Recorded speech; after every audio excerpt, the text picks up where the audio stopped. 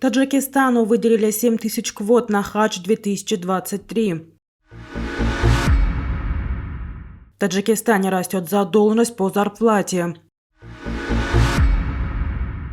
В районе Джайхун похоронили мужчину, убитого на Украине. В Узбекистане прокомментировали заявление Талибана о прекращении подачи электроэнергии в Афганистан. Алишер Усманов сообщил о выходе на пенсию. Саудовская Аравия выделила Таджикистану 7 тысяч квот на хаджа в 2023 году. Об этом сообщил пресс-секретарь Комитета по делам религии Таджикистана Авшем Муки. По его словам, соответствующее соглашение было подписано на прошлой неделе, когда делегация Таджикистана во главе с председателем комитета Сулеймоном Давлатзода находилась в Саудовской Аравии. Напомним, что количество квот для страны увеличили после того, как Саудовская Аравия сняла все ограничения, которые были введены в период пандемии коронавируса. Ранее предполагалось, что со снятием ограничений, возможно, квота для Таджикистана составит, как и в допандемийные годы, 8,5 тысяч паломников. Общая задолженность по выдаче заработной платы в Таджикистане с учетом прошлых лет и начала декабря 2022 года составила более 28,2 миллионов сомони. Это около 2,8 миллионов долларов, сообщает об этом статведомство страны. На конец ноября 2022 года по сравнению с данными на конец октября 2022 года задолженность увеличилась на 442,9 тысяч сомони или на 1,6%, отмечают в ведомстве. Долги на сумму более 3,6 миллиона сомони в общем объеме задолженности образовались в течение минувшего года.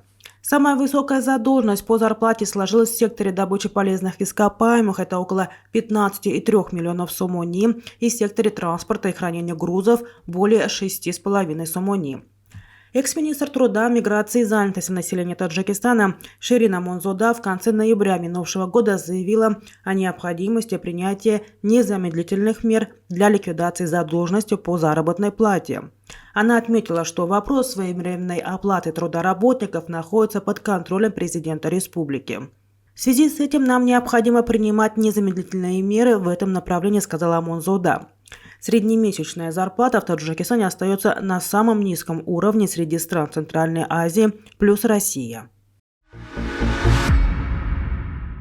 В районе Джайхун похоронили мужчину, который, по словам близких, отбывал наказание в России и был убит на войне в Украине. Похороны 47-летнего Шамсидина Кадырова состоялись 19 января в сельском Джамуате Пянш района Джайхун. Родственники убитого рассказали, что 2 года назад он в России был приговорен к 14 годам лишения свободы по обвинению в незаконном хранении наркотических средств, и они не знают, добровольно или принудительно Шамсидин Кадыров оказался на войне. По словам брата убитого, он был убит еще в ноябре 2022 года, и его тело в Таджикистан отправили спустя 2 месяца.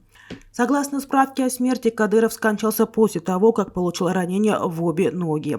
Тело брата было в порядке, но обе ноги ниже колена были ампутированы, говорит Рахмеддин Кадыров. За последние 2 месяца стало известно о гибели не менее 4 таджикистанцев, которые отбывали наказание в российских тюрьмах и были убиты на войне в Украине.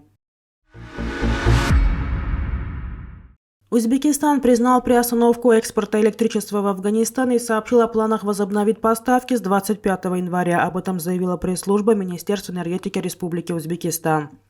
По данным Минэнерго, поставки прекратились 14 января в связи с резким похолоданием, из-за которого возникли проблемы с обеспечением газом тепловых электрических станций, работающих на 85% на этом виде топлива и обеспечивающих 90% электрогенерации в стране. В Минэнерго заявили, что поставки в Афганистан были временно прекращены в результате дефицита топлива и различных неисправностей, а также для обеспечения стабильного энергоснабжения потребителей Узбекистана. Регулятор подчеркнул, что предупредил о форс-мажорной ситуации энергетическую компанию «ДЭА Афганистан Брешне Ширкат». Ранее исполняющий обязанности министра иностранных дел Афганистана призвал Узбекистан соблюдать условия соглашения о поставках электроэнергии. Сообщается, что в Кабуле электричество включают на час в сутки.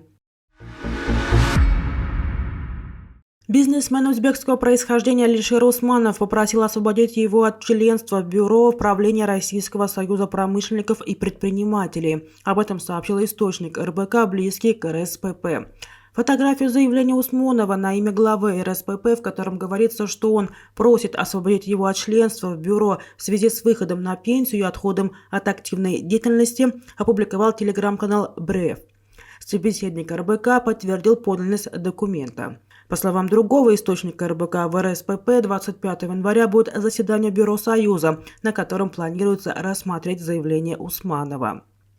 Усманов – основатель и крупнейший акционер группы УСМ, куда входят Металл Инвест, Удаконская медь и Мегафон. Он занимает 7-е место в списке богатейших российских миллиардеров по версии Forbes. Его состояние журнал оценивает в $11,5 миллиардов.